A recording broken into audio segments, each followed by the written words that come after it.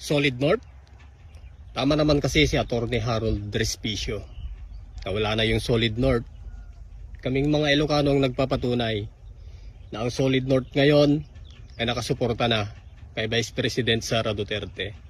Dahil alam na namin, hindi na kami magpapalinlang ulit. Alam na namin kung sino yung may malasakit sa bayan at sa bansa o sa taong bayan.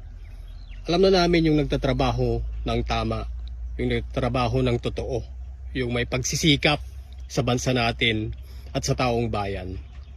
Si Sara Duterte lang naman ang maasahan sa ngayon. At pati sa 2028, siya lang yung may katangian na taglay para mapaunlad o umasenso o umarangkada at magningning ang ating bansa at makinabang lahat ng kababayan natin dito sa Pilipinas.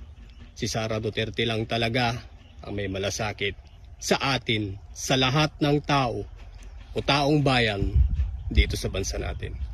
Sa Dutalakay, salamat, God bless po. Mura lang yung upo ngayon, walang pakinabang. Mura lang pero at least marami yung harvest. Pwede na rin. 6 pesos per kilo.